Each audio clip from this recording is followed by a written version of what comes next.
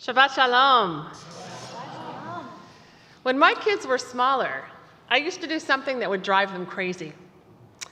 I would refuse to make any promises. No matter how they begged, "Do you promise, Mommy?" I would calmly explain that I didn't make promises. And while I planned to definitely take them for ice cream, or to the toy store, or to the movies, I would not promise. Over the years, I have changed course in many ways, but I have consistently kept this practice. I will almost never make a promise, and the times when I do, it is only with absolute confidence that I can keep my word, such as promising to always love loved ones. Promises can cause pain when broken. They tear down a foundation of trust from others to us and from us to ourselves. In Proverbs we read, "Do not boast of tomorrow, for you do not know what the day will bring." We do not know what the future holds for us, and yet we can't help but making promises, vows, and oaths. It seems to be a way that we express our humanity, or perhaps it's in response to humanity, to the entire project of being human with the limitations that we have and the powerlessness that we often feel.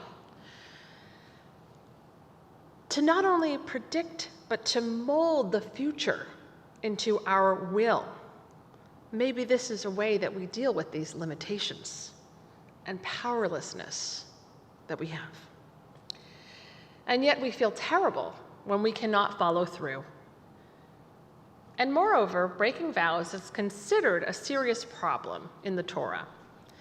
In this week's Torah portion, we read, "Now Moses spoke to the heads of the tribes and the children of Israel, saying, 'This is the word that God has commanded. Any person who vows a vow to God or swears an oath to bind themselves by a binding obligation, they are not to desecrate their word. According to all that goes out of their mouth, they are to do.'" What we say matters. Notice that the Torah is not telling us to never promise or never make a vow, rather to take these vows seriously. Because words build relationships. Words build worlds. And yet, this is really tricky with language, because we only have the words that we have, and language is so limited. We may use the same expression, "Wow," for a new birth, as well as an interesting email. We may use the same expression, "I'm so sorry," in response to a death or a parking ticket. We may say to a friend about our hairdresser, "I just love them." And yet, it's the same word that we use to define our most intimate relationships. And it means something entirely different. But we're left with just that same one word. Even so, our words can make a difference. Words of love, words of appreciation, words of gratitude, words of comfort, words telling another person how much they mean to us. These words shape our relationships. These words shape our understanding of the world, and that affects our reality. It reminds me of an oft-repeated quote attributed to various sources. It goes like this: "Watch your thoughts, they become your words. Watch your words, they become your actions." And in Judaism, perhaps we would say, "Watch your words, they shape your world." We are the people of the book. Words mean a great deal to us. They are our history, our identity, and our future as we pass the words of Torah from one generation to the next. God created the world with words. God said, "Let there be light," and there was light.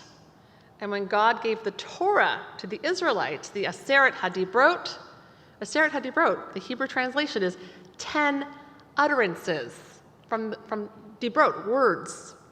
We received these words of God, and it is upon each of us to uphold the Torah and its teachings through the words that we share. In Deuteronomy we read, "Torah is not in the heavens, nor is it beyond the sea. It is very close to you, in your mouth and in your heart." Words can be sacred. They are the main way that we have to express our internal lives and shape our external realities. They are what we use to signify a promise or an emotional connection. And breaking our word, it's not good for our spiritual being. The word for breaking in Hebrew, yachel, has a parallel root to that of yichalel, meaning to make ordinary or to secularize. So to break something is related somehow to just making something extraordinary into something that is ordinary. We can break down the integrity of something that is sacred, with our words. Think about things that are said that turned relationships sour, or things unsaid that did not allow relationships to flourish. The rabbis compare hateful words to arrows. Like an arrow shot, a hateful word cannot be retracted.